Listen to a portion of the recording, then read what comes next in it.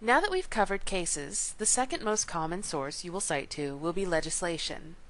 Statutes are relatively straightforward to cite, but there are other materials surrounding the creation of legislation that will help you to paint a clearer picture of the purpose and intent behind the statutes you are discussing. Statutory provisions, whether they are federal or state laws, follow a pattern in citation. The title number, abbreviation for the name of the code, the section symbol and number, and the year are all that is required. If you are referring to a section in text, however, spell out the word section. Many citations to statutes, codes, rules, and regulations make use of the section symbol. You can choose Insert Symbol from the menu in Word when you're typing, or for a quick shorthand, hold down the Alt key and type in 0167 on your number pad, or if you're on a Mac, hold down Option and press the number 6. Use two section symbols next to each other for the plural when you are listing multiple sections. Remember that the year used in the citation is tied to the source you are citing. Rule 12.3 states that the best statute citation is to the most current official source. Make certain you indicate if you are not using an official version of the code, especially when it comes to dates. The official U.S. Code is only published every 6 years, so if you are trying to cite to something that happened after its last publication in 2012, you may need to cite differently. When an official version of the statute has not yet been codified, or is no longer good law, you will refer to the session law.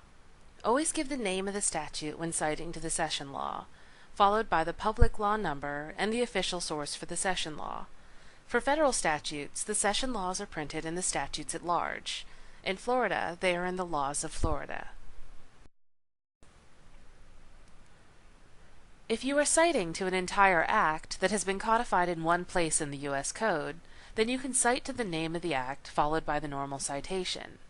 But if the act has been codified in several parts or scattered across more than one title of the U.S. Code, then you will want to cite to the bill as it was enacted rather than as it was codified. You should still list the title of the act, but then cite to the session laws, list the public law number and the citation from the statutes at large. Use a parenthetical to explain where the statute was codified. Remember that the versions of the U.S. Code from Westlaw and Lexis are cited differently because they are from different publications. Westlaw Next produces the U.S. Code Annotated, and Lexis produces the U.S. Code Service. Neither are official and generally should not be cited to. Citations copied from these commercial databases use the annotated version, so again, be careful when you pull anything out of a database. There are a number of special forms listed under Rule 12 that covers the body of federal law that acts like legislation but might not be in the U.S. Code. Take a look at these examples. It isn't necessary to memorize these forms, just know that you can find them under Rule 12. The provision from the tax code, or for court rules such as the Florida Rules of Appellate Procedure, where we get Rule 9.800, are cited under Rule 12.9.3. If you have a local ordinance, treat it like other statutes. List the title of the code you are referring to, the section number, and the year. Note, however, that court rules and local ordinances make use of small caps in the white pages. So we've covered statutes and other code provisions, but there are other materials surrounding the creation of legislation that will help you to paint a clearer picture of the purpose and intent behind the statutes you are discussing. Many of these are very lengthy documents, so citations to them need to be specific. As a group, these documents are often referred to as the legislative history, but the individual documents have different sources depending on their place of publication. Pending legislation and bills that were never enacted are often the subject of academic writing, so it's helpful to be able to recognize the different sources of proposed legislation. You may be familiar with House and Senate bills, but you will also see joint, concurrent, and simple resolutions. They are all cited using the abbreviation for the type of bill or resolution, followed by the number of the Congress, the specific section number you are referencing, and the year the bill was introduced. Congressional hearings produce reams of paper discussing legislation, so the citations need to be specific enough for your reader to be able to locate your reference among a large volume of papers. This means including a lot of information in your citation: the title and bill number, then the committee and subcommittee, if any, then the number of the Congress, the page number, and the year. A parenthetical should also be included describing whose remarks you are citing to. Take a look at the example from the Blue Book shown here.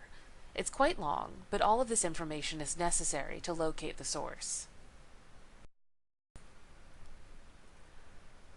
Most congressional reports and documents have a slightly shorter citation because they are numbered very specifically. Look at this example.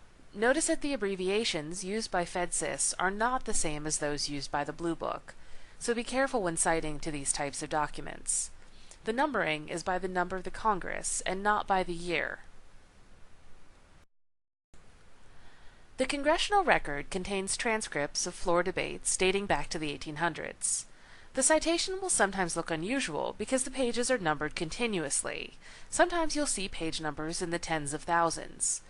You will often see one of 4 different letters before the page numbers. S is for Senate documents, H for House, D for daily, or E for extended remarks. These prefixes are left in if you are citing to the daily edition of the congressional record, which contains the most recent records. The prefix will be dropped when you cite to the permanent edition. Unlike the reports and documents, the Blue Book uses the same abbreviation as FSUL here. Legislative materials go hand in hand with administrative materials, which we will look at in the next video. Many of them are located through the same websites, so they should seem familiar now that you've had experience with FSUL and the GPO website.